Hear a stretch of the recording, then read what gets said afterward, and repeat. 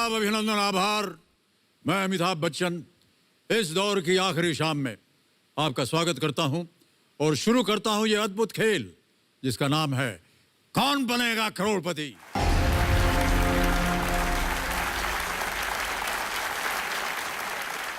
देवियों और सज्जनों, आज इस खेल में जिस जोशीले धुन की प्रस्तुति मिलिट्री बैंड ने की वो सेना की सबसे पुरानी और अनेक सम्मानों से विभूषित 15 पंजाब पटियाला इन्फेंट्री बटालियन का हिस्सा है। मिलिट्री बैंड का एक गौरवशाली इतिहास रहा है। इसकी बजाई धुनें न तो सिर्फ जवानों में जोश और साहस भर देती हैं, बल्कि पूरे देश को अपने सुरों से एक सूत्र में बांध देती हैं। इनका हम अनेक अनेक आभार प्रकट करते हैं। बहुत बहुत धन्यवाद और बधाई। देवियों और सज्जनों, केबीसी के इस दौर का आरंभ हमने कोरोना योद्धाओं के नाम लिखा था, उन्हें समर्पित किया था। आज हम इस दौर का समापन अपने देश की सेना के जाबाज योद्धाओं के नाम कर रहे हैं।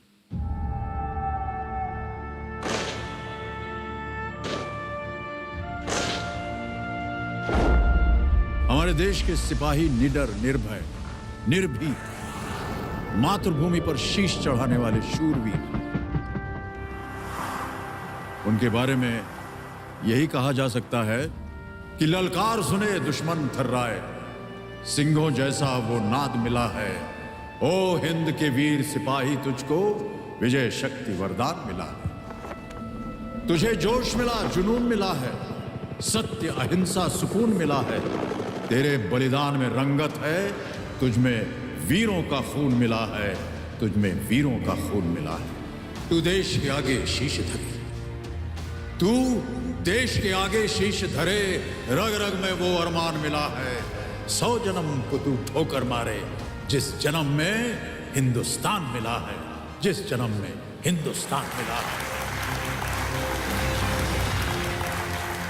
तो देवियों सज्जनों, जब जब बहादुरी का नाम आएगा, जय हिंद की सेना और उसके जवानों का नाम विश्व पटल पर गूंजेगा। आज केबीसी के समापन और विशेष कार्यक्रम कर्मवीर में हम अपने देश के ऐसे ही कुछ वीर सिपाहियों के परम शौर्य की बात करेंगे। आज ये मंच सजेगा इनके सम्मान में, इनके पराक्रम में और इनकी वीरता में।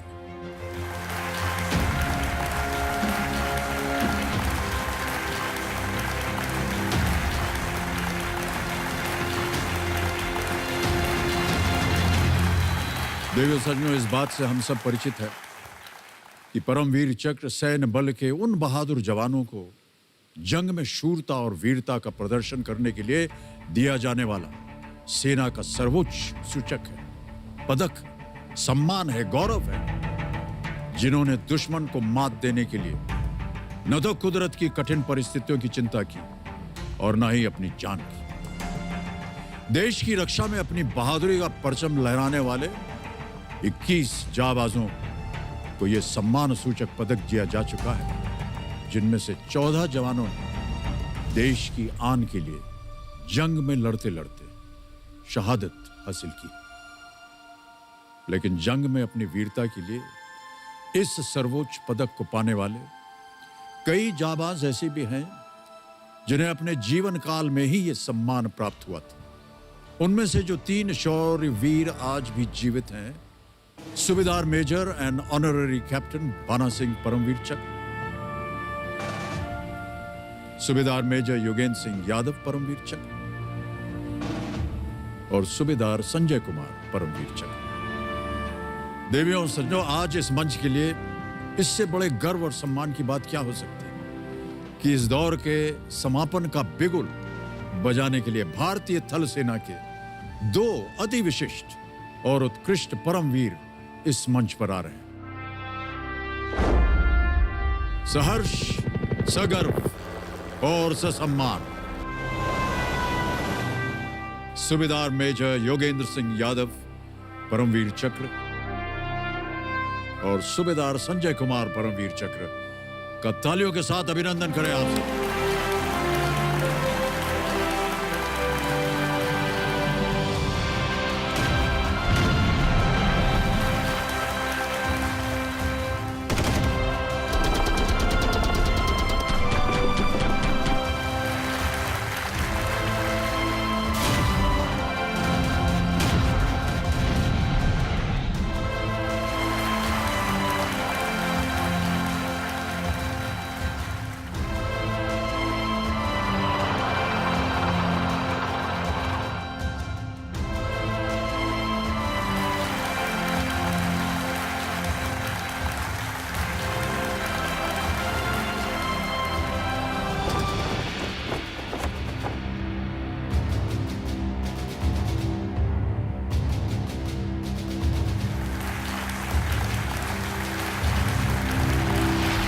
बहुत स्वागत आप दोनों का।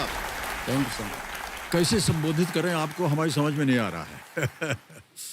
तो सूबेदार मेजर योगेंद्र सिंह यादव और सूबेदार संजय कुमार जी, ये हमारे दर्शकों को और हमारी जनता को ये कल्पना ही नहीं होती कि ये परमवीर चक्र को पाने का जो अनुभव होता है वो कैसा होता है।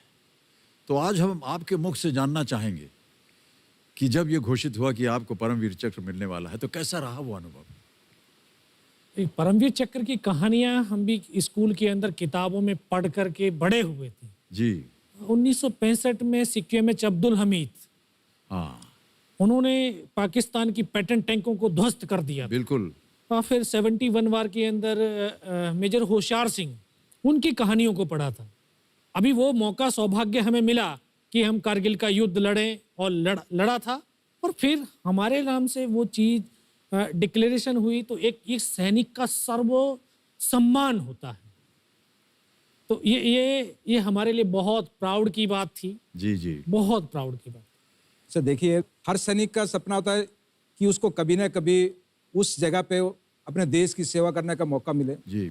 और उसके बाद फिर ये सम्मान जो एक देश का सबसे हाईएस्ट गैलेंट्री अवार्ड, उससे नवाजना, तो ये हमारे लिए पहले तो एक सपना था। लेकिन जब अलॉटमेंट हुआ तो पहले तो विश्वास नहीं हुआ, लेकिन बाद में लगा कि नहीं, शायद हमने या हमारे जो साथी थे जो जिन्होंने हमारे साथ वहाँ पे शहादत दी या जो वहाँ पे इंजर्ड हुए हमारे साथ, वो सब उनका देन थी कि हम लोग उस कार्य को कर पाए जो हमें दिया गया था। जी जी जी, बहुत बहुत शुभकामनाएं, बधाई। देवियों सज्जनों, सूबेदार मेजर योगेंद्र सिंह यादव और सूबेदार संजय कुमार उन सैकड़ों सैनिकों में से हैं जो 1999 में कारगिल युद्ध का हिस्सा रहे। यह युद्ध कश्मीर के कारगिल डिस्ट्रिक्ट और एलओसी के आसपास के इलाकों में उस वर्ष मई से लेकर के जुलाई तक करीब 2.5 महीने लगातार चलता रहा। कारगिल युद्ध में शहादत पाने वाले और इस युद्ध का हिस्सा रहे भारतीय वायु, थल और नौसेना के सभी जवानों को देश का नमन, इस मंच का नमन आप सभी को हम सब सैल्यूट करते हैं।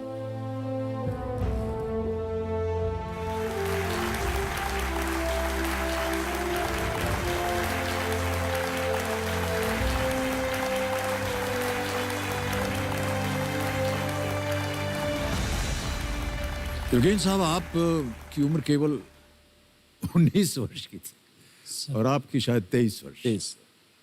कहाँ से आती है इतनी हिम्मत इस कम उम्र में? ये वर्दी 130 करोड़ हिंदुस्तान का स्वाभिमान है, अभिमान वाह, है, वाह। सम्मान है।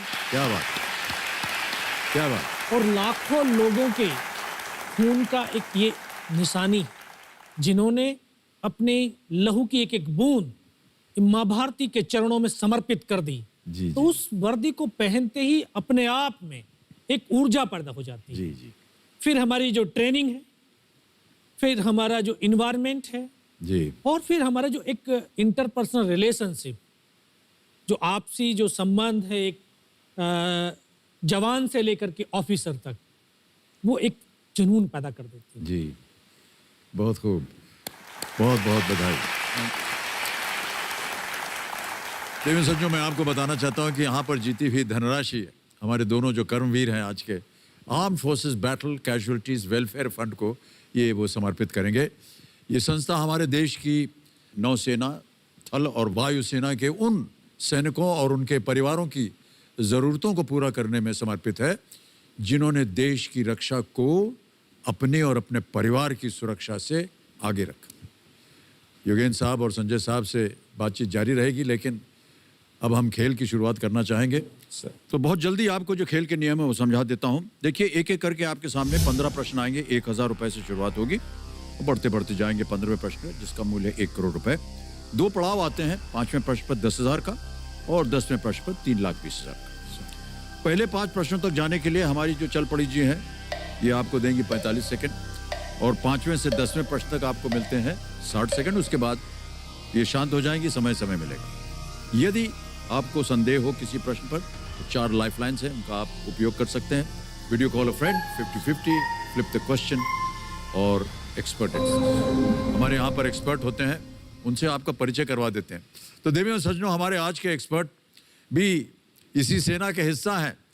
शौर्य चक्र से सम्मानित इंडियन आर्मी के retired colonel Vembu Shankar ji. Colonel साहब, hello sir, how are you? नमस्कार और बहुत बहुत स्वागत आपका। And we salute you once more. जय हिंद, जय हिंद। मुझे बहुत गर्व हो रहा है और गर्व महसूस कर रहा हूं कि आज मैं ये जो शौर्य और वीर सैनिक है उनके लिए मदद करने के लिए मौका मिला है मुझे। All the very best Yogendra साहब और संजय साहब। हम जैसे आपने बताया था आपके पीछे रह के हमें सपोर्ट करेंगे आपको। सर बहुत बहुत धन्यवाद आपका कर्नल साहब। कर्नल वेम्बू शंकर जी हमारे साथ पूरे खेल के दौरान जुड़े रहेंगे। Okay, thank you so much. Alright, तो चलिए देवियों सज्जनों, इसी के साथ शुरू करते हैं ये अद्भुत खेल जिसका नाम है कौन बनेगा करोड़पति। लेट्स प्ले कौन बनेगा करोड़पति।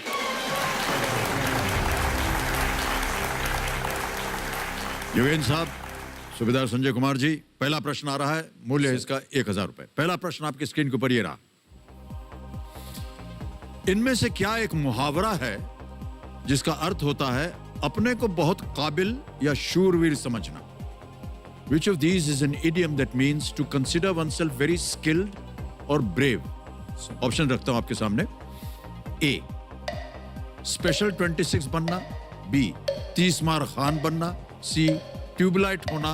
या D, बलम परदेसिया हो जाना। परदेसिया नहीं बिल्कुल यही सर। 30 मार खान बनना।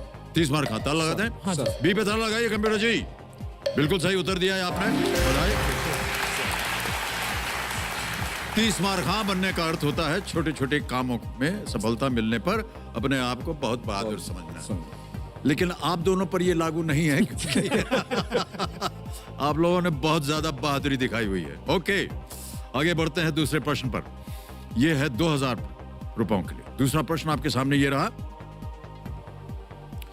वास्तविक जीवन के इनमें से कौन से भाई हिंदी फिल्म पोस्टर बॉयज और यमला पगला दीवाना में मुख्य भूमिकाओं में हैं? Which pair of real life brothers have key acting roles in the Hindi films Poster Boys and Yamla Pagla Deewana? विकल्प रखता हूं आपके सामने। A, Deol brothers. B, Khurana brothers. C, Khanna brothers. या D, कपूर ब्रदर्स। देवल में था, खुराना में तो नहीं था कोई भी। सन्नी देओल। हाँ, सन्नी देओल और बॉबी देओल। कपूर में से तो कोई था ही। ए के साथ जाना चाहेंगे। ए है। ए सन्नी ताला देओल। लगा दें। हाँ। ऑलराइट, दियोल ब्रदर्स ए पे ताला लगाने के लिए कह रहे हैं। बिल्कुल सही उत्तर दिया है आपने, बधाई। दियोल ब्रदर्स, बिल्कुल सही। फिल्म वगैरह देखने का समय मिलता है आप लोगों को? बहुत कम। कभी कभी। तो जब आपको फ्री टाइम मिलता है तो करते क्या है आप लोग? फौज में फ्री टाइम कभी नहीं होता। नहीं मिलता। फ्री तो बोलने के लिए होता है, फ्री टाइम होता है, वैसे फ्री नहीं होता। फ्री नहीं क्योंकि हम 24 आवर्स कभी भी बुलावा आ सकता है किसी भी साइड जाने के लिए, किसी भी काम के लिए, तो रेडी रहना पड़ता है। जी जी, ये तो हम उसको फ्री नहीं बोल सकते। चलिए आगे बढ़ते हैं। अब आएगा आपके सामने तीसरा प्रश्न। मूल्य इसका 3000 रुपए। और अगला प्रश्न ये रहा आपके सामने। 26 जनवरी 2021 को भारत एक गणतंत्र देश के रूप में अपने कितने साल पूरे करेगा? On 26th of January 2021, India will complete how many years as a republic? ध्यान रहे, रिपब्लिक। ऑप्शन सुनिए। A, 68, B, 69, C, 70 या D, 71? 68, 59, 70 या 71? 70वां था ना पहले, अभी शायद 71। 71 अभी तो 71 है ना। अभी चल रहा है 2021। 50, हाँ 71वां। 71। सर डी के साथ जाना चाहेंगे। डी के जाएंगे। सर 71। या सर 71। डी पे कह रहे हैं, ताला लगा दिया जाए। सही उत्तर दिया आपने, बिल्कुल। वाह, बधाई हो। एकदम सही उत्तर दिया आपने। और इस वर्ष जो गणतंत्र दिवस होगा उसमें आप दोनों जो हैं वो परेड को लीड करेंगे। सर ये सही कह रहा हूं मैं? हर साल करते हर हैं। साल हर साल ऐसा ही होता है। वाह, बहुत बहुत बधाई आपको। ये बहुत ही गर्व की बात है हमारे लिए, हमारे देश की। अब चलेंगे आगे। ये आ गया चौथा प्रश्न। इसका मूल्य है 5000 रुपए। चौथा प्रश्न 5000 रुपए के लिए आपकी स्क्रीन के ऊपर ये रहा। हिंदी शब्दकोश में इनमें से किस देश का नाम सबसे अंत में आएगा? सबकोश। In a Hindi dictionary, which of these country names would appear last? Option सुनिए। A. Bhutan, B. Afghanistan, B के बाद C. Singapore, D. रशिया। से आता है सबसे last. C, Singapore. C. Singapore Yeah. Lock कर दिया जाए। Yes, sir. Alright, Singapore C, ताला लगाया जाए। बिल्कुल सही जवाब दिया है। अ अफगानिस्तान, भ से भूटान, र से रूस और स से सिंगापुर। सही जवाब।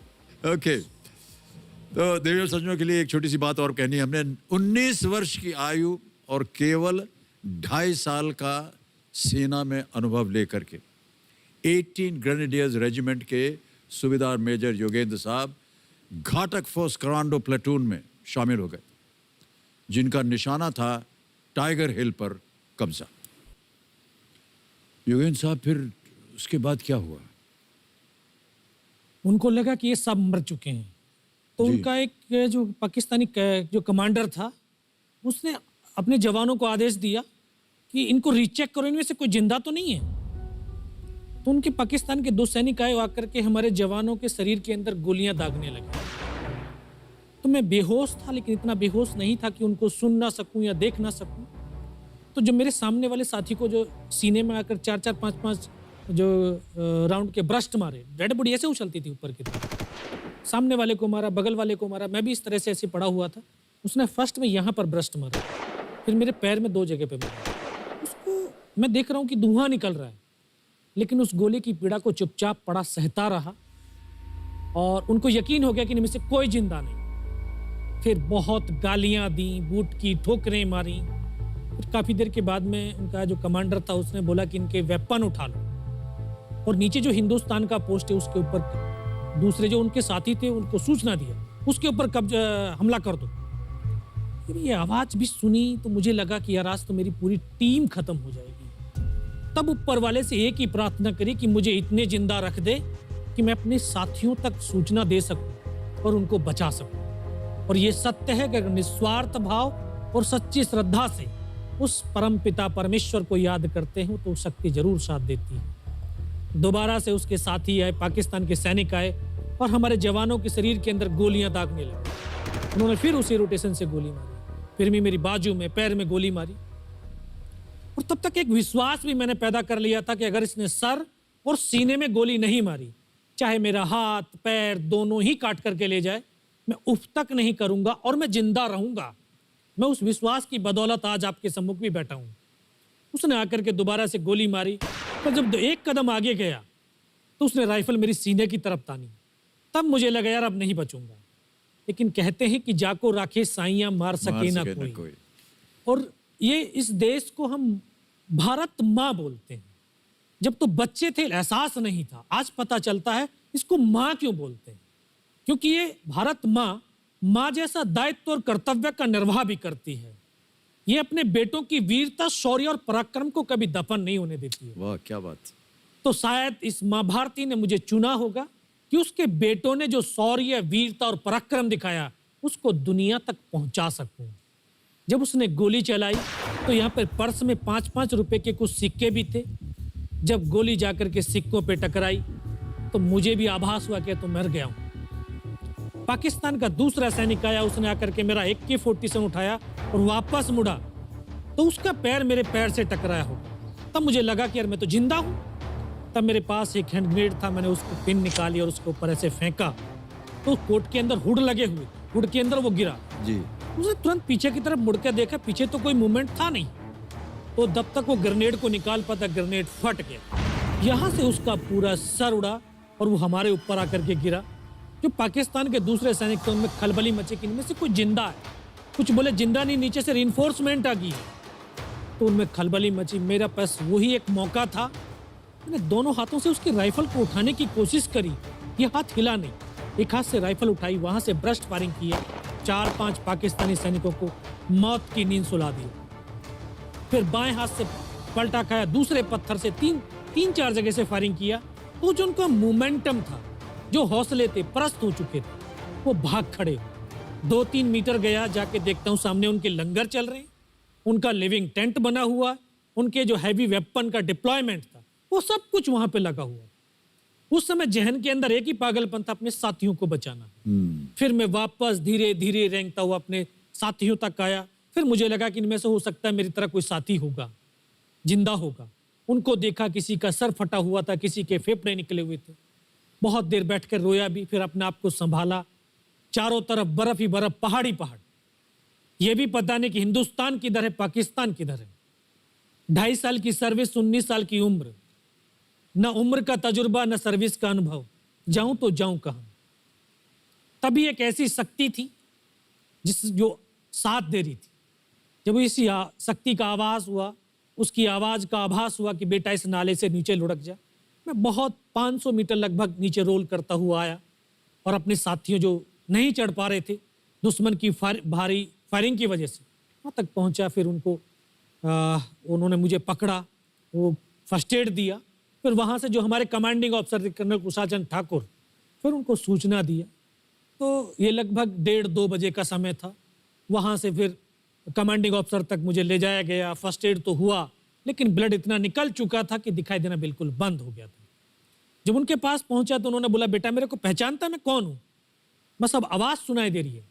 बोला, मैं तेरा commanding officer colonel Kushal Chand Thakur. मैं जय हिंद साहब, बहुत तेज सर्दी लग रही है। तो उनका जो लिविंग टेंट था उसमें के अंदर लेटाया, 3-4 स्टॉप जलवाए, थोड़ी सी गर्मी महसूस हुई। मैं कहा, साहब थोड़ा सा पानी पिला दो। बोला, ठीक है पानी पिलाते हैं। तभी डॉक्टर साहब आए गए, उन्होंने ग्लूकोज की बोतल पिलाई, थोड़ी सी एनर्जी महसूस हुई। उन्होंने बोला, बेटा कुछ बता सकता हूँ? मैं कहा, सब बता सकते हैं। तो उनको बताया कि सर ऊपर ये घटनाक्रम हुआ है और ये वहाँ की इंफॉर्मेशन है। तो लास्ट में उन्होंने बोला कि बेटा जवान की रिक्वायरमेंट क्या है? मैं कहा, साहब जवान की रिक्वायरमेंट एम्युनिशन और फील्ड पट्टी की है। बोला, खाने के लिए नहीं चाहिए? सर भूख नहीं लगती। बस इतना कहते कहते तभी डॉक्टर ने कौन सा इंजेक्शन लगाया, फिर मुझे पता नहीं कहाँ पर हूँ। फिर होश आया 3 दिन बाद, देखा ऊपर पंखा चल रहा है। पता चला कि 92 बेस हॉस्पिटल श्रीनगर, और वहीं से मुझे बेस हॉस्पिटल दिल्ली रेफर कर दिया और 16 महीने तक उस हॉस्पिटल में मैं रहा। 16 महीने तक आपका इलाज चलता रहा? जी। और वहीं पर हॉस्पिटल में ही मुझे पता चला कि 15 अगस्त 1999 को जब ये परमवीर चक्र का जो अनाउंसमेंट हुआ, तो वो वहाँ पर ही मुझे पता चला। या सर।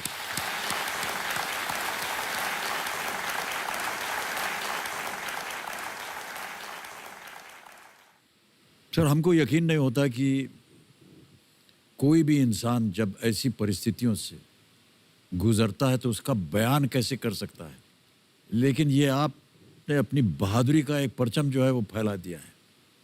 15-15 गोलियां आपने खाई हुई अपने शरीर में, और सोच रहे हैं आप केवल देश के बारे में, सर देशभक्ति के बारे में। सैनिक के लिए सैनिक इम्पोर्टेंट नहीं है, उसका राष्ट्र इम्पोर्टेंट है। वो रहे ना रहे, लेकिन उसका राष्ट्र रहना चाहिए। क्या बात है, वाह वाह वाह। न केवल आपने इतना बड़ा योगदान दिया, बल्कि आपके जैसे कह रहे थे कि आपके बहुत से अच्छे मित्र जो थे, जो आपके साथ टीम में थे, वो भी शहीद हो गए।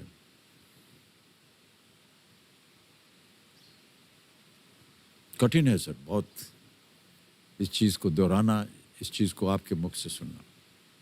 अद्भुत है सर, अद्भुत है। बहुत बहुत शुभकामनाएं, बहुत बहुत शुभकामनाएं। ऑलराइट सर, चलिए अब थोड़ा सा ध्यान वहां से वापस गेम की ओर लाते हैं। हालांकि गेम खेलने का मन ही नहीं कर रहा है। अब आएगा आपके सामने 5वां प्रश्न। इसका मूल्य है 10,000 रुपए। ये खेल का पहला पड़ाव है, और 5वां प्रश्न आपके स्क्रीन के ऊपर ये रहा। क्रिकेट एम्पायर अपने सिर के ऊपर गेंद दिखाकर क्या संकेत देता है? Cricket What is signaled by a cricket umpire holding the ball above his head? A. New ball. B. 4 runs. C. 6 runs. या D. Wide ball. नई गेंद, 4 रन, 6 रन या वाइड बॉल? 4 रन के लिए ऐसे ऐसे करता है, 6 के लिए 6 ऊपर, रन के लिए और नई गेंद के लिए ऐसे- गेंद को दिखाएगा। हाँ, जब गेंद दिखाना है तो न्यू गेंद। Please lock A sir. A को ताला लगा दे। सर न्यू बॉल, नई गेंद पे ताला लगाया जाए। कंप्यूटर जी बिल्कुल सही जवाब दिया है आपने।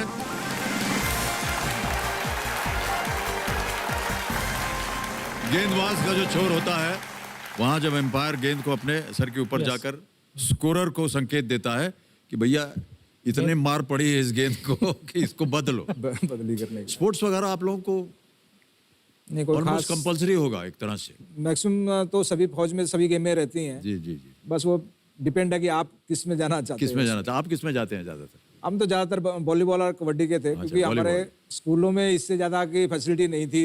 बाकी इतने बड़े ग्राउंड नहीं थे क्रिकेट वगैरह या तो बाकी चीज़ों के लिए, तो ये दो ही चीज़ें होती थी, कहीं भी शुरू कर सकते थे। हाँ बिल्कुल। ओके चलिए आगे बढ़ते हैं खेल में। अब चल पड़ी जी, थोड़ी सी जनरस हो जाएंगे, आपको देंगे 60 सेकंड प्रत्येक प्रश्न का उत्तर देने के लिए, ठीक है? ऑलराइट। युद्ध लड़ने के लिए हमारे जवान भले ही शारीरिक और मानसिक रूप से स्वस्थ हों, लेकिन अक्सर मौसम भी एक बहुत ही खतरनाक दुश्मन बन जाता है, और ये हमारे जवानों के लिए एक बहुत ही बड़ी चुनौती होती है। तो जब इस तरह से परिस्थितियां हो जाती हैं कि मौसम खराब है, जैसे कि आप कह रहे थे अभी जब कारगिल की बात हो रही थी कि सर्दी होती है, बहुत ठंड होती है, कैसे उसका सामना करते हैं आप लोग? ये एक पहाड़ी क्षेत्र था, पूरा रात के समय तो माइनस में चला जाता था टेम्परेचर, जी। और इतनी ठंडी हवाएं। बस जो वो ट्रेनिंग है, वो जज्बा है, वो उस सैनिक को आगे बढ़ाए रखता है। और दूसरा एक और है, जो उसके जो देशवासी भावनात्मक और आत्मिक रूप से उस सैनिक के साथ में खड़े होते हैं। सैनिक अकेला कभी युद्ध नहीं लड़ता, बल्कि पूरा देश उसके साथ युद्ध लड़ता है। जी।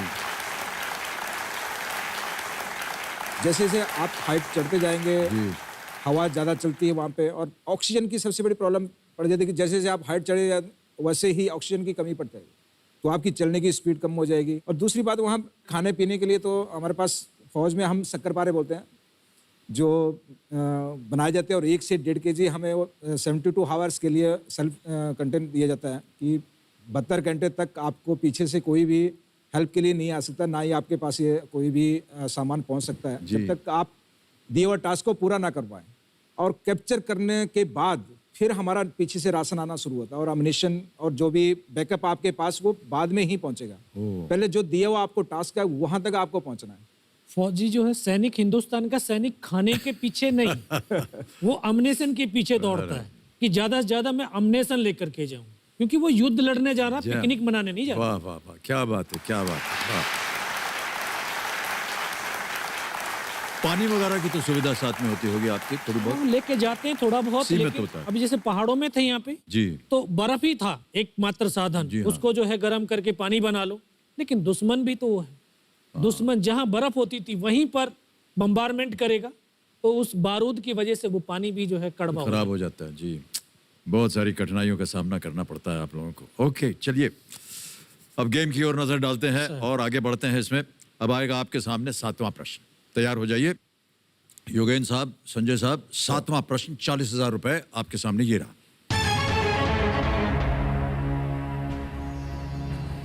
इनमें से कौन सा धार्मिक स्थल उत्तराखंड में स्थित नहीं है? Which of these religious places is not located in Uttarakhand? A. Kedarnath, B. Mansarovar, C. Yamunotri या D. गोमुख। केदारनाथ भी उत्तराखंड में, यमुनोत्री भी उत्तराखंड में, गोमुख भी वही है उत्तराखंड में, मानसरोवर तो आगे, वो उसमें नहीं, उत्तराखंड में मानसरोवर है ना सर। बी के साथ जाना चाहेंगे। बी के साथ, राइट? बी मानसरोवर के साथ। बी मानसरोवर, बी मानसरोवर ताला लगाया जाए। बिल्कुल सही उत्तर है आपका, बधाई।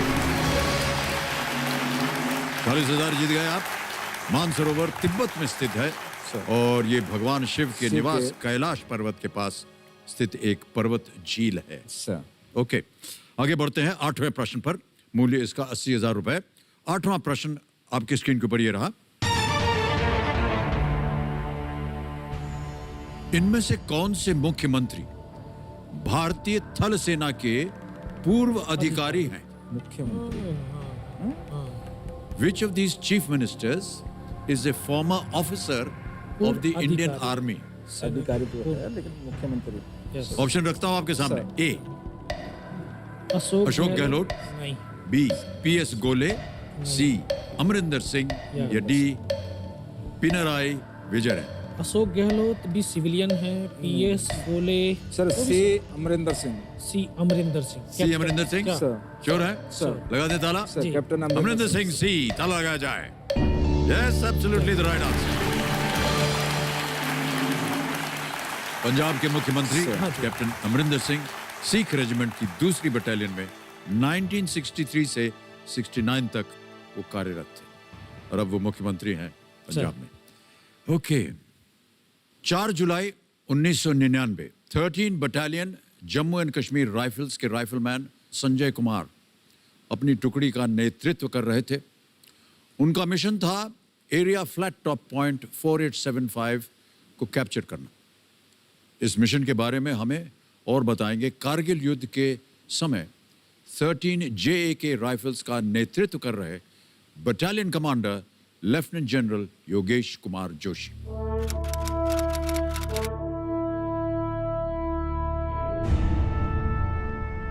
जय हिंद।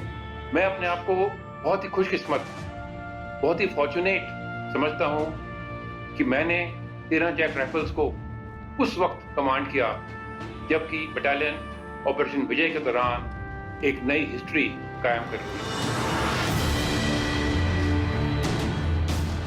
पॉइंट 4875 मशको वैली में सबसे डोमिनेटिंग हाइट थी और यह इंपॉर्टेंस दुश्मन भी समझता था, इसलिए उसने इसको बहुत ही मजबूती से, बहुत ही स्ट्रांगली पकड़ा हुआ था और इसीलिए ये बहुत ज़रूरी था हमारे लिए कि हम इसको जल्दी से जल्दी कैप्चर करें। इस वक्त राइफलमैन संजय कुमार, जो कि चार्ली कंपनी के लीडिंग स्काउट थे और दुश्मन के इस बंकर के सबसे नज़दीक थे, उन्होंने बहुत ही सूझबूझ दिखाई, बहादुरी दिखाई और अपनी टोली को लेकर दिन के समय दुश्मन के इस बंकर के ऊपर हमला बोल दिया।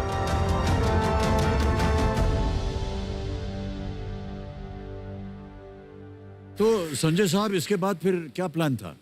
हमारी जो कंपनी जानी थी स्टेट से जानी थी, साउथ स्पर की तरफ से, और अल्फा कंपनी राइट से जानी थी। तो हम लोग तो चढ़ना शुरू किया लेकिन रात को नहीं पहुंच पाए। अभी जो कुछ करना था दिन को करना था।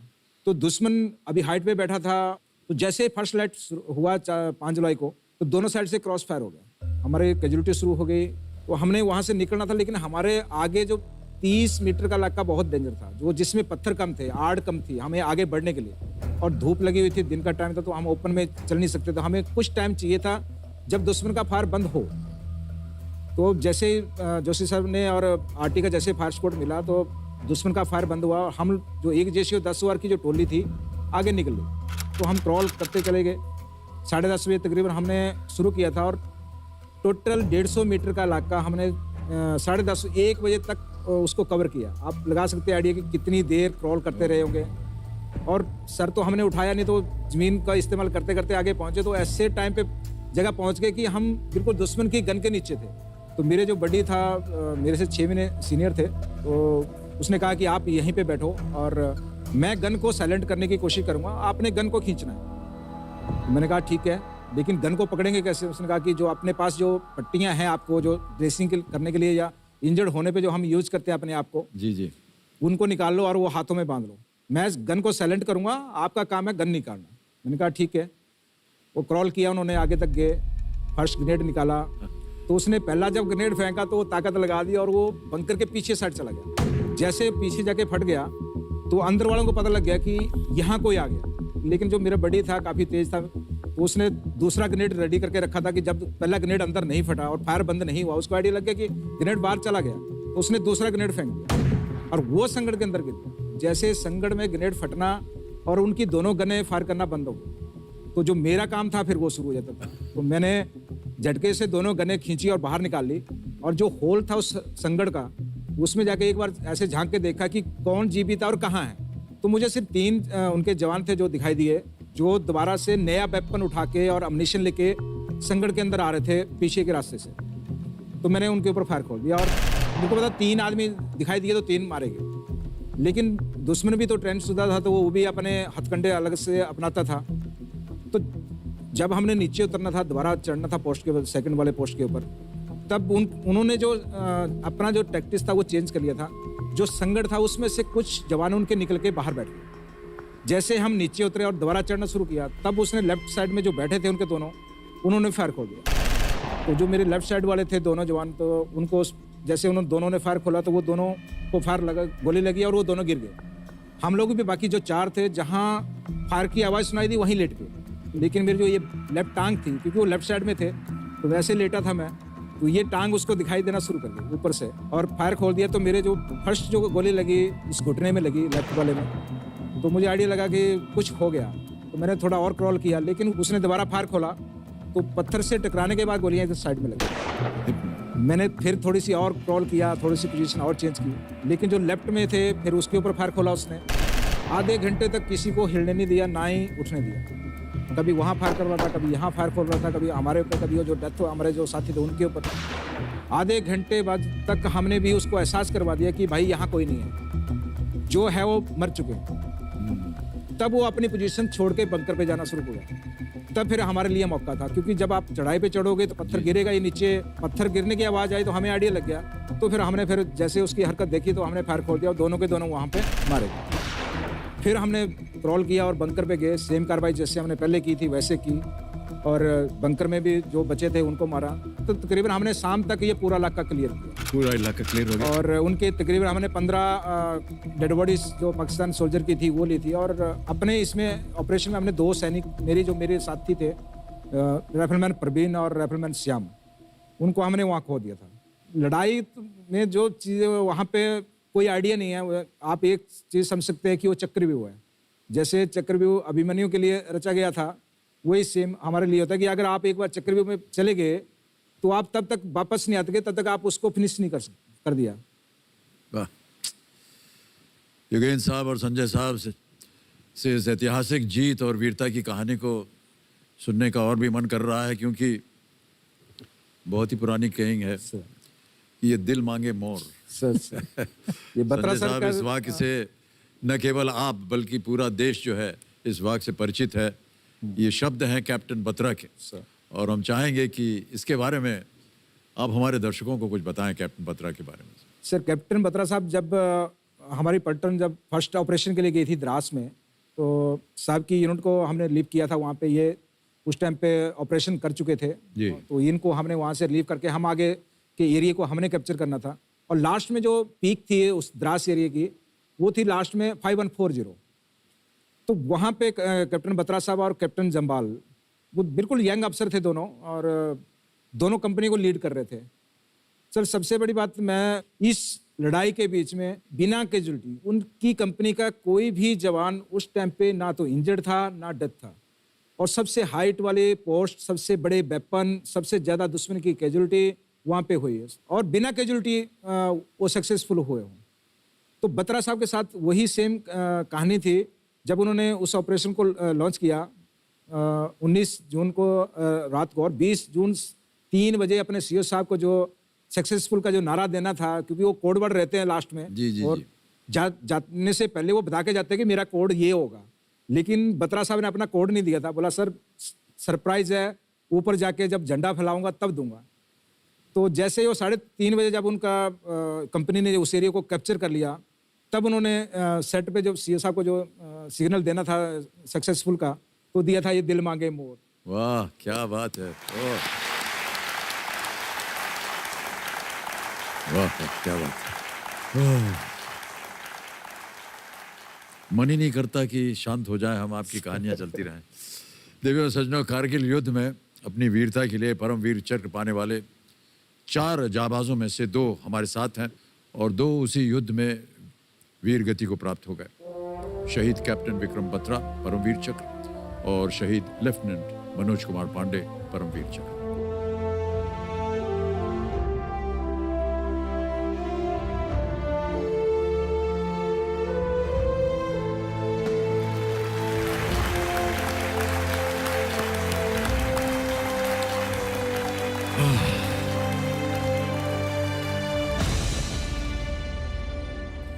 मैं अपने दर्शकों को बताना चाहता हूं कि योगेंद्र साहब के ब्याह को केवल 20 ही दिन हुए थे जब इन्हें कारगिल युद्ध के लिए अपनी धर्मपत्नी नई नवेली दुल्हन को छोड़कर जाना पड़ा। इनकी पत्नी श्रीमती रीना यादव जी से हमारी टीम ने बातचीत की। हमारी शादी 5 मई 99 को हुई थी, और 20 दिन बाद वापसी चले गए थे ड्यूटी में। वो चिट्ठी लिखते थे कि मतलब राइटिंग पे ध्यान मत देना, पत्थर पे बैठ के 2 शब्द लिख दिया। ये बोला कि ठीक ठाक मैं अपनी ड्यूटी पर पहुंच गया, पर ये नहीं बताया कि जंग पे हम जा रहे हैं। उस टाइम जब लड़ाई चल रही थी तो डेली जैसी शाम होता तो पता चलता कि आज किसके यहाँ पे बॉडी आएंगी। डर लगता था कि आज किसके यहाँ पे, मतलब सुनसान एकदम सन्नाटा सा छा जाता था। मेरे जो बड़े जेठ हैं वो छुट्टी आए हुए थे तो वो वहाँ पे गए थे रडार से सीधा फोन पे बात करने के लिए। तो तब इनके अफसर ने बताया था कि मतलब उनको चोट लग गई है, गोलियां लग गई हैं, वो पहाड़ी से नीचे उतार दिए गए हैं। ये वहाँ से 3 दिन बाद आए थे बेस हॉस्पिटल दिल्ली। तो तब हम लोग फिर घर से पूरी फैमिली गाड़ी बुक करके तब गए थे इनको देखने के लिए। वहाँ पे तो जो रूम था बहुत बड़ा था और जो घायल लोग थे किसी के हाथ पैर सब कटे हुए थे। तो मैं तो गेट में खड़ी ऐसे इधर उधर देख रही थी तो पहचान ही नहीं पाई। इनकी दाढ़ी बहुत बड़ी बड़ी थी, वो पूरा खून से लथपथ हो रखे थे। तो फिर इन्होंने हाथ से इशारा किया मुझे कि मैं इधर हूँ। वो शादी करने के बाद ही चले गए थे तो उसके बाद देखा ही नहीं था। तो कहने लगे कि आपकी साड़ी तो बहुत सुंदर लग रही है, तिरंगा साड़ी पहन के आई है। ये वो बहुत सारी बातें करने लगे। वो चादरें उड़ा रखी थी उनको, वाइट चादर, बस ये अपना चेहरा दिख रहा था, बाकी उन्होंने ढक रखा था, दिखाया नहीं था। कह रहे कुछ नहीं है, सब ठीक है। उनको कम से कम 1.5 साल लगा बेस हॉस्पिटल में रहते हुए कि थोड़ा अपने आप ही चल पाए। तो मैं उधर ही रहने लगी। तब फिर धीरे धीरे इनको नहलाना वलाना, तब मैंने देखे तो पैरों में इतने चोट चोड़े भट हो रहे थे आर पार गोलियों को। जब एक फौजी जाता है जंग के लिए तो उनका परिवार भी एक तरह की जंग लड़ता है। फौजी से शादी करना बहुत ही मुश्किल बात है, लेकिन उससे ज्यादा गर्व की बात है। ये तो मुझे विश्वास था कि मतलब ठीक तो हो जाएंगे, कोई बात नहीं, चोट लग के आ गए हैं तो अब कुछ नहीं होगा। वैसे संतोषी माँ के व्रत करती थी।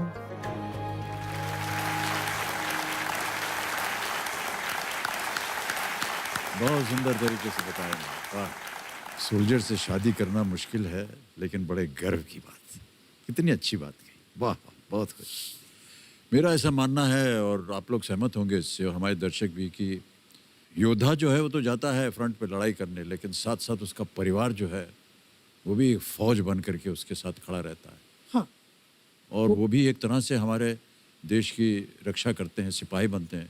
वो प्रोत्साहित करते हैं आपको और आपको, ताकि आप देश की रक्षा कर सकें। बिल्कुल। वो तो एक तरह से परिवार जो है वो बैकबोन होता है। बैकबोन है। बिल्कुल सही कहा आपने। ऑलराइट, ध्यान अब आपका गेम की ओर हो जाए। नवा प्रश्न आने वाला है और इसका मूल्य है 1,60,000 रुपए। नवा प्रश्न 1,60,000 रुपए स्क्रीन के ऊपर ये रहा।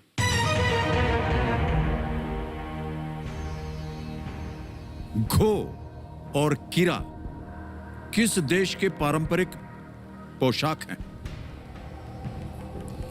घो and kira are traditional dresses of which country? Option रखता हूं आपके सामने। A Bhutan, B Nepal, C Indonesia, D Thailand. Bhutan में तो दूसरा बोलते हैं, बोलते क्या है वो आइडिया नहीं। इंडोनेशिया या थाईलैंड में से शायद हो सकता है। नेपाल में भी तो दूसरा बोलते हैं ना, है? उसका आइडिया है नहीं है? चल तो 50-50 ले लो। सर लाइफलाइन लेंगे। लाइफलाइन लेंगे। ओके, शांत हो जाए, चल पड़ी जी। इसको बदली करो, चारों जीवित हैं, बदली करो। कौन सी चुनना चाहेंगे लाइफलाइन? क्योंकि चारों में अभी इसमें वो कोई है नहीं। नहीं है तो इसको बदली करो। Flip the question.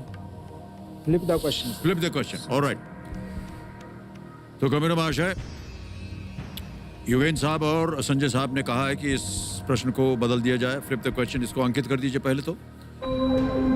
ये अंकित हो गया है। अब ये प्रश्न हट जाएगा, लेकिन जाने से पहले इसका हमें सही उत्तर बताना पड़ेगा अपने दर्शकों के लिए। किसी एक को चुन लीजिए, गेस वर्क कर लीजिए कोई। भूटान सर। भूटान, ओके। ए भूटान पे ताला लगाइए। अरे मान्यवर, ये सही होता अगर आप बोलते तो। कोई नहीं। भूटानी पुरुषों द्वारा पहनी जाने वाली पोशाक को घो कहते हैं। इस लंबे पोशाक को कमर पर एक बेल्ट के सहारे बांधा जाता है, हाँ, जिसे केरा कहा जाता है। बेल्ट को केरा कहा जाता है। ओके। महिलाएं द्वारा पहनी जाने वाली लंबी पोशाक को कीरा कहा जाता है। यस। और इस प्रश्न को हम हटा देंगे। यहाँ आने से पहले हमने आपको 11 विषयों की एक सूची दी थी। ये है वो 11 विषय, और आपसे कहा था किसी एक विषय को चुने। Religion and cultures. Religion, culture and mythology. Okay, computer महाशय इस प्रश्न को हटा दीजिए और रिलीजन, कल्चर एंड माइथोलॉजी के आधार पर अगला प्रश्न पेश कीजिए। ये कैसा ये रहा अगला प्रश्न। हिंदू धर्म ग्रंथों के अनुसार इनमें से किस ऋषि का नाम एक तरह का हथियार धारण करने के कारण पड़ा था? According to Hindu scriptures, which of these rishis was named after a type of weapon that he carried? Option सुनिए। A, Rishi Vishwamitra, B, Rishi Jamadagni, C, ऋषि अष्टावक्र, और D, ऋषि परशुराम। सर डी लग रहा है, ऋषि परशुराम। D लग रहा है? डी लग रहा है सर। तो डी के साथ जाना चाहूंगा मैं, परशुराम के, ऋषि ओके, D ऋषि परशुराम पे ताला लगाया जाए और आपने जीत ले 1,60,000 रुपए। बिल्कुल सही उत्तर है। ऋषि परशुराम का वास्तविक नाम राम था, लेकिन भगवान शंकर द्वारा दिए गए विशेष परशु यानी कि एक्स को सदैव धारण किए रहने के कारण इनका नाम परशुराम पड़ गया। 1,60,000 रुपए जीत ले, एक लाइफलाइन चली गई, चिंता की कोई बात नहीं है। अब आ गया है खेल का दूसरा पड़ाव, 10वां प्रश्न, 3,20,000 रुपए। तैयार हो जाइए। 10वां प्रश्न 3,20,000 रुपए, स्क्रीन के ऊपर ये रहा।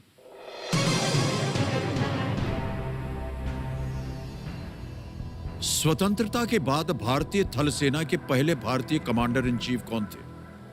Who was the first Indian commander in chief of the Indian Army after independence? A, General S.M. Srinagesh, B, Field Marshal K.M. Cariappa, C, General K.S. Thimaiya, या D, General P.P. Kumar Mangalam? नहीं, करिए। General S.M. Srinagesh, ये ए था, फिर B है field marshal K M. Cariappa, C general K S. Thimayya, क्योंकि वो Cariappa field marshal, general P P. Kumar Mangalam. Field marshal sir B लग रहा है इसमें। जनरल थमैया। सर बी के साथ जाना चाहूंगा। बी के साथ, sir. Alright. Field marshal K M. Cariappa, B पे ताला लगाया जाए। सही जवाब दिया आपने, बधाई बधाई बधाई। क्योंकि थमैया उसके बाद हो गया। 10 प्रश्नों का सही उत्तर दे दिया, 3,20,000 रुपए आप जीत गए हैं। बहुत बहुत बधाई। एक चेक आ रहा है आपके नाम।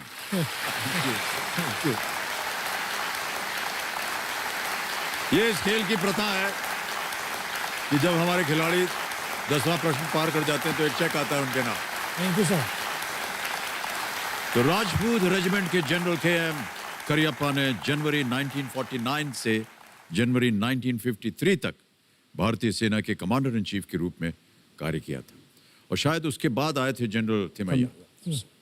ऑलराइट देवियों सज्जनों, जैसा कि हमने कार्यक्रम की शुरुआत में आपको बताया था कि अपने जीवन काल में ही परमवीर चक्र का सम्मान पाने वाले जो योद्धा हैं उनमें से 3 आज भी जीवित हैं।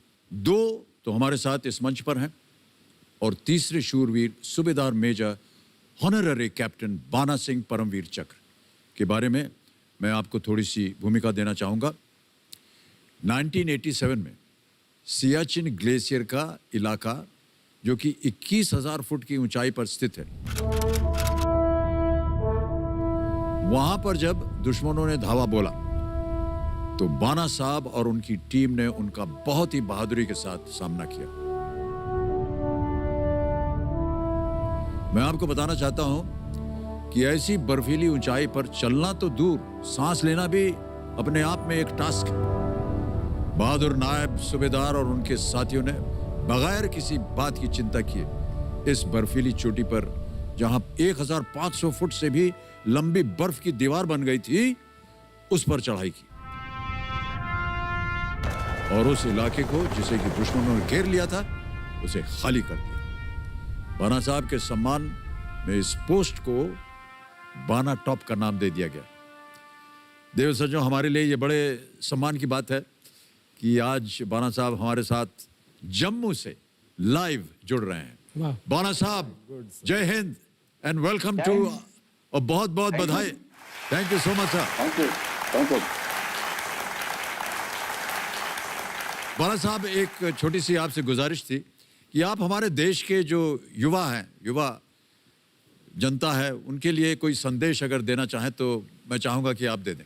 मैं तो अपने देशवासी और युवा पीढ़ी को ये कहना चाहता हूं, अपने देश के लिए, कि अपने देश के हित के लिए जो भी काम करना है, तभी ये देश का नाम रोशन हो सकता है और देश बहुत ऊंची बुलंदियों को छू सकता है।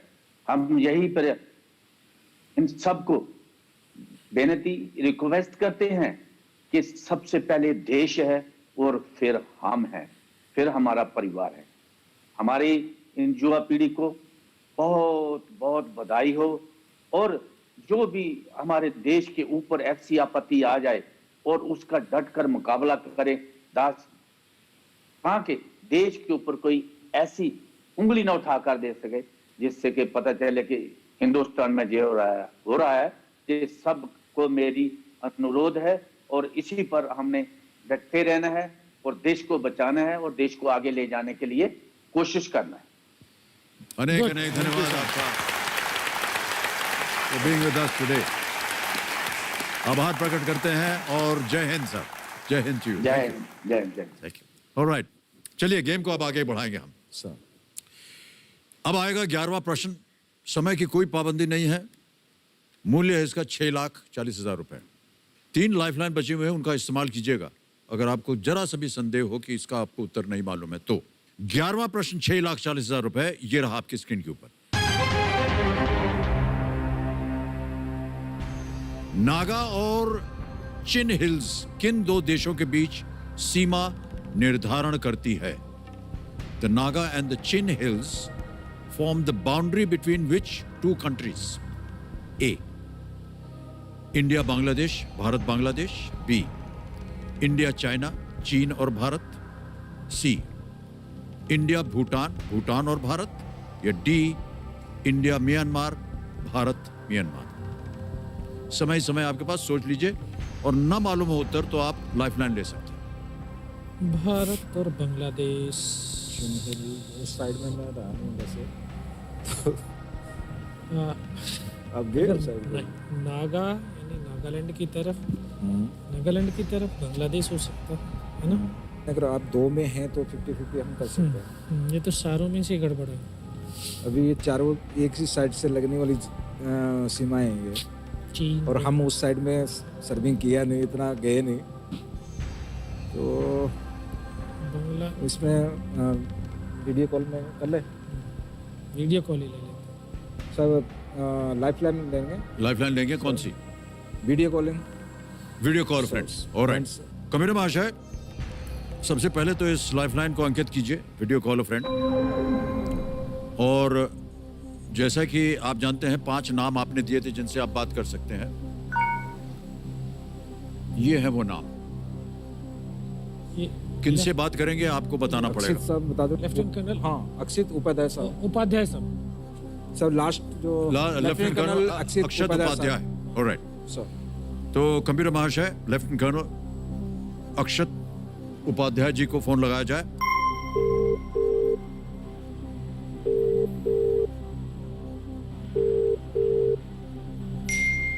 आगे। लेफ्टिनेंट कर्नल अक्षत उपाध्याय, जय हिंद सर। ये अमिताभ बच्चन बोल रहा हूँ, कौन बनेगा करोड़पति से। Jai Hind Amitabh Bachchan ji, how are you? I am very fine sir, how are you? I am very well sir. Okay, lieutenant colonel Upadhyay, हमारे सामने 2 परमवीर चक्र उपस्थित हैं हॉट सीट पर। सूबेदार मेजर योगेंद्र सिंह यादव एंड सूबेदार संजय कुमार। एक प्रश्न का उत्तर इनको नहीं मालूम है, आपसे उत्तर मांग रहे हैं। जी जरूर। तो सूबेदार मेजर योगेंद्र सिंह यादव जो है वो एक प्रश्न पढ़ेंगे, उसके 4 ऑप्शंस हैं ABCD, और आपको 45 सेकंड मिलेंगे केवल बताने के लिए कि इसका उत्तर सही क्या है। जी जरूर। रेडी योगेंद्र साहब, आपका समय शुरू होता है। आप साहब, नागा और चिन हिल्स किन 2 देशों के बीच सीमा निर्धारण करती है? भारत बांग्लादेश। नागा और चिन हिल्स किन 2 देशों की बीच की सीमा को निर्धारण करती है? भारत बांग्लादेश, भारत चीन, भारत भूटान, भारत म्यांमार। नागा और चिन हिल्स किन दो देश बाउंड्री सेट करती हैं? सर देखिए, बी और सी तो नहीं हो सकता, या तो ए है या डी है। ये है या डी? ये या डी? ओके सर ठीक सर। ठीक सर। तो क्या करेंगे? साहब आप डी कर दीजिए। D Myanmar. हाँ डी कह रहे हैं। डी के साथ जाएंगे। ऑलराइट। Yes sir. कबीर महाशय, लेफ्टिनेंट कर्नल अक्षत उपाध्याय ने कहा है D, India Myanmar, Bharat Myanmar. ताला लगा दीजिए। बिल्कुल सही उत्तर है sir. Well played is the right answer. Well played, well played. Patkai range, Naga hills और चिन हिल्स, ये तीनों पर्वत श्रेणियां भारत और म्यांमार के बीच सीमा निर्धारित करती हैं। सर बिल्कुल सही जवाब दिया है सर। कर्नल साहब ने। ऑलराइट। और उन्होंने आपको जितवा दिया है 6,40,000 रुपए। बधाई दे Thank दीजिए। you, sir. धन्यवाद थैंक दीजिए। You sahab, thank you so much. Thank you sahab, anything. Thank you sir. Thank you lieutenant colonel Akshat Upadhyay, great pleasure. Thank you sir. Thank you. Okay, हम खेल को आगे बढ़ाते हैं। आ रहा है 12वां प्रश्न। 12,50,000 रुपए इसका मूल्य है। सर। 2 लाइफलाइन चली गई, कोई बात नहीं। 12वां प्रश्न 12,50,000 रुपए आपकी स्क्रीन के ऊपर ये रहा।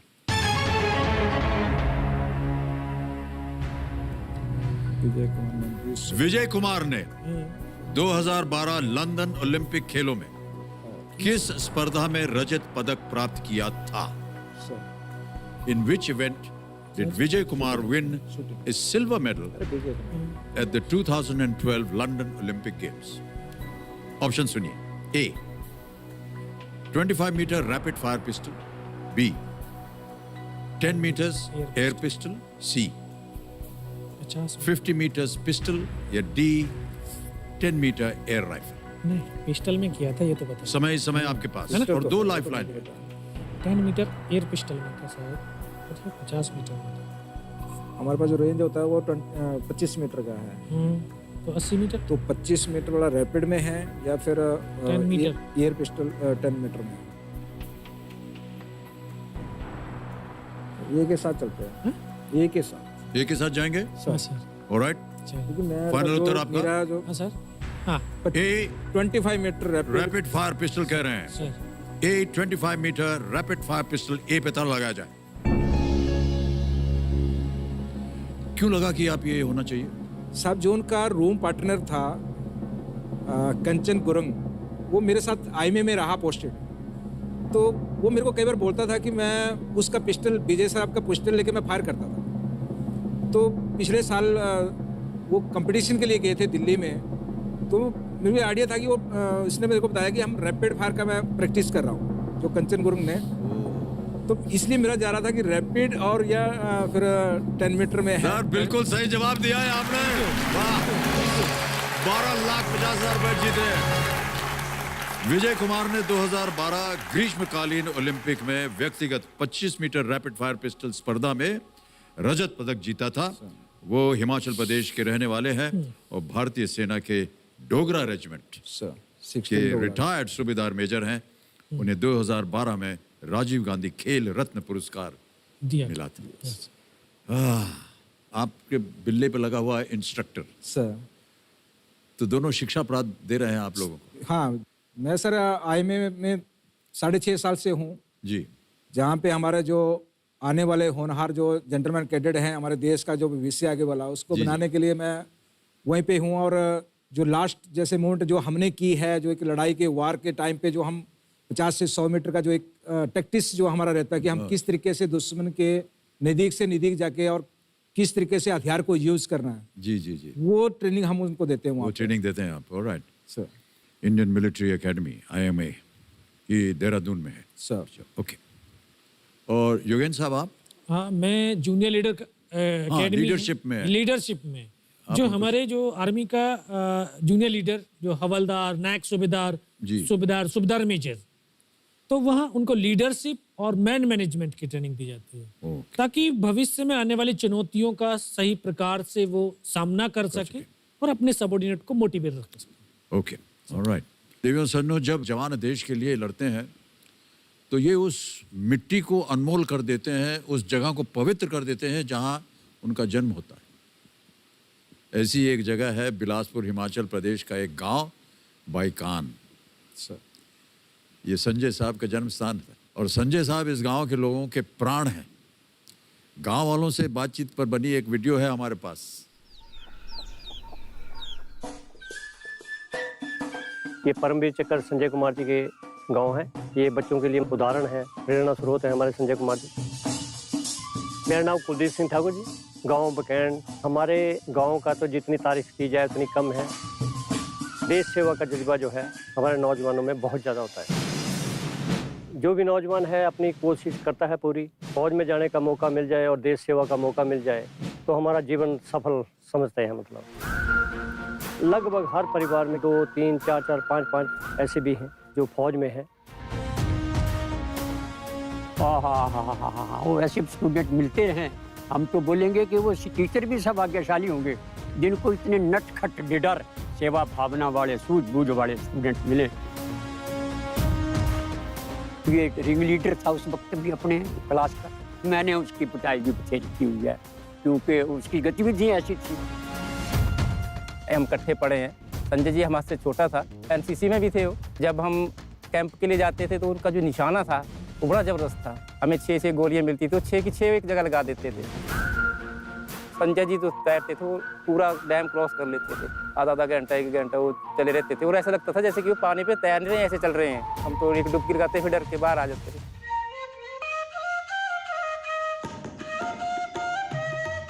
हमारे से ज़्यादा नहीं, 2 साल छोटे हैं, लेकिन अब भी आते हैं तो 5 उठते हैं। वो बहुत अच्छा लगता है कि यार उनमें कितना बड़े परमवीर चक्र है, लेकिन उनमें ऐसा थोड़ा सा भी वो भाव नहीं है। तो ऐसा लगता है कि वही संजय है जो बचपन का संजय था।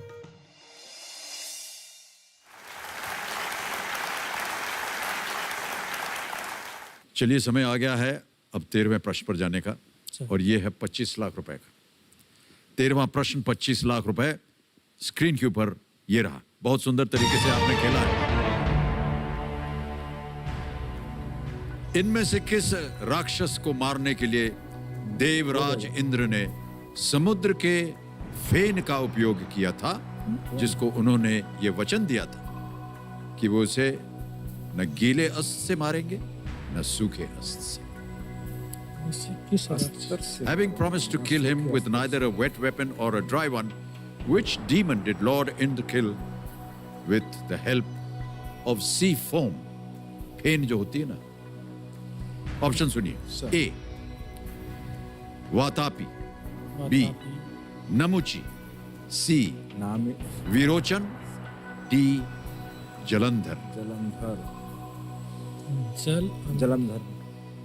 जलंधर जो था उसको जल के अंदर था कि नहीं, इसमें बोला है उसे न गीले अस्त्र से मारेंगे न सूखे अस्त्र से।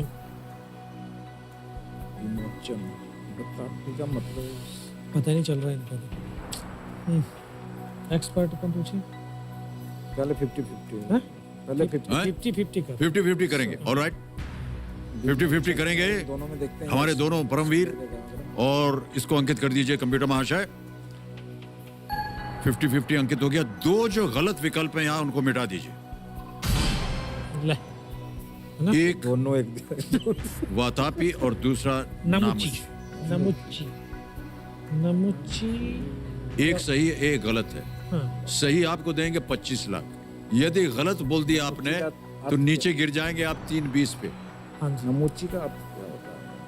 और अगर अभी भी आपको संदेह है तो एक लाइफलाइन बहुत ही महत्वपूर्ण आस्क द एक्सपर्ट लाइफलाइन बची हुई है, उसका उपयोग किया जा सकता है। बी लग रहा है इसमें, क्योंकि इसका जो वातावरण की Tapi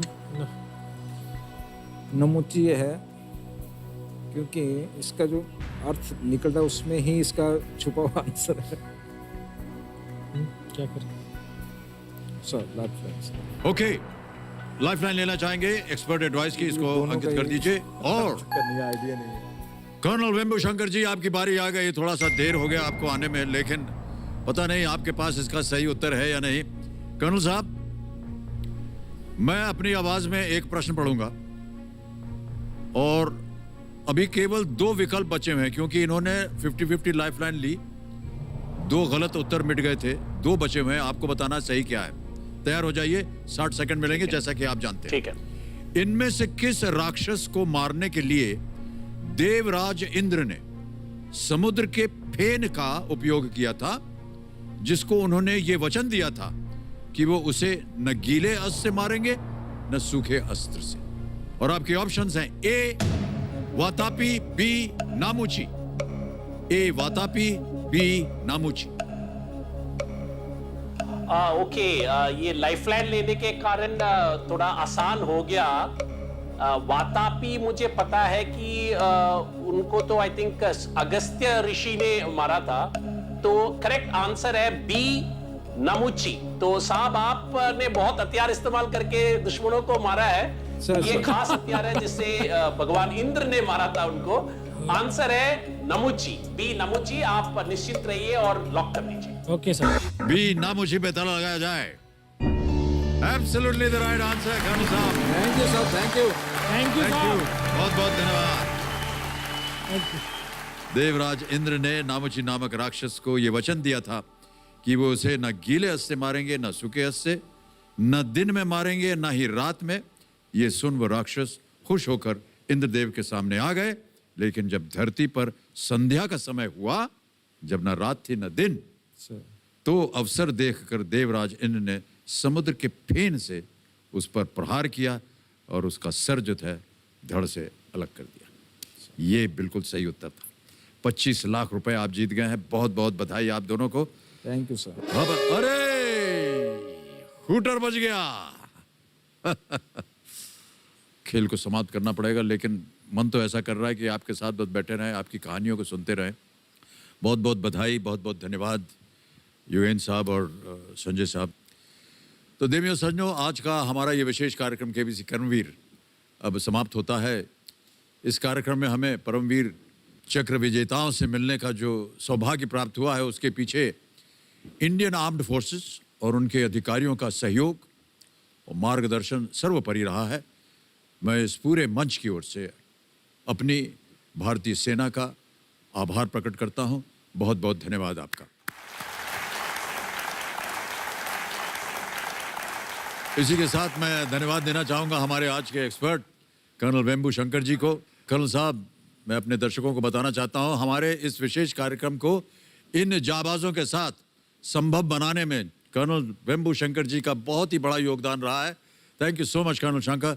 It's really been very kind and very generous of you to have organized these Paramveers so that they can be a part of our wonderful show. Thank you so much. तालियों के साथ आपका अभिनंदन करते हैं कर्नल साहब। Thank you. तो UN साहब और सूबेदार संजय साहब, ये जो आपकी जीती हुई रकम है, ये एक हमारे पास मोबाइल ऐप है, इसके द्वारा आपके बैंक अकाउंट में ये जमा कर दिया जाएगा। यहाँ पर जहाँ ये जाने वाला है, armed forces battle casualties welfare fund, यहाँ पर अकाउंट नंबर आ गया उनका और ट्रांसफर नाउ दबाया। 25 लाख 1 2 3 4 5 25 लाख रुपए भर दिया, कंफर्म किया और ये उस अकाउंट में पहुंच गया है पैसा। 25 लाख रुपए पहुंच गए हैं। बहुत बहुत बधाई। ओके, तो देवियों सज्जनों, वैसे तो भारतीय सैन्य बल का हिस्सा होना ही अपने आप में बहुत ही गर्व और सम्मान की बात होती है, एक सूचक होता है ये। कोई भी उपाधि, ख्याति या फिर पुरस्कार इसके आगे फीका पड़ जाता है। इनका सत्कार करना और इनको धन्यवाद देने का आज जो ये अवसर हमें प्राप्त हुआ है, उसके लिए हम अपने आप को और इस मंच को बहुत ही भाग्यशाली मानते हैं। और हमें ये कहते हुए बड़ा गर्व होता है कि हम उस देश के वासी हैं जहां सूबेदार मेजर योगेंद्र सिंह यादव, सूबेदार संजय कुमार और इनके जैसे लाखों कर्मठ और कर्तव्यनिष्ठ योद्धाओं ने जन्म लिया है। इनसे विदा देने के लिए पहले इस मंच की ओर से हम उनको एक उपाधि चिन्ह भेंट में देना चाहेंगे।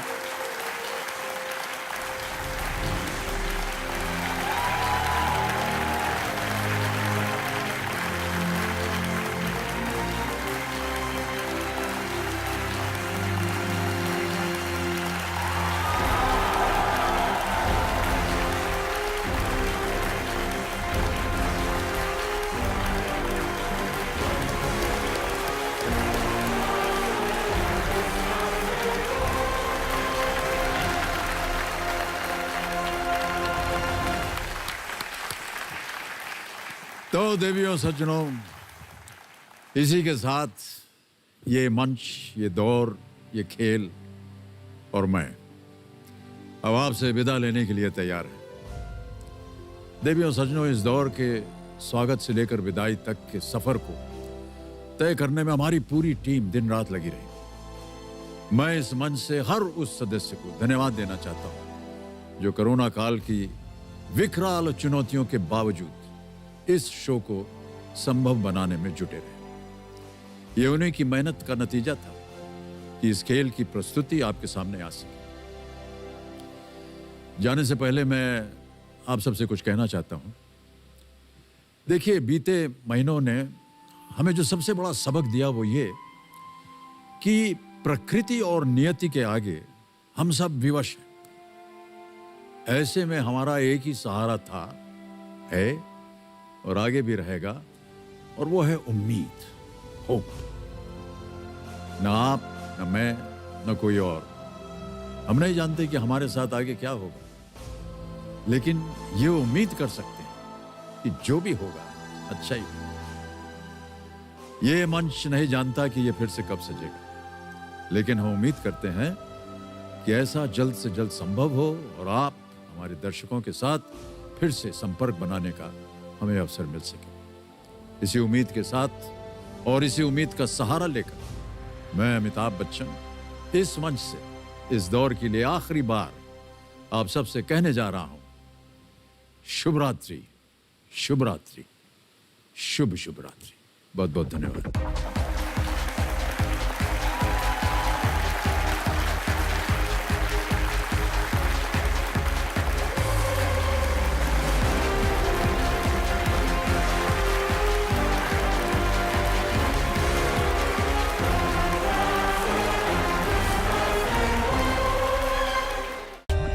For more updates, subscribe to our channel, click the show links and enjoy watching the videos.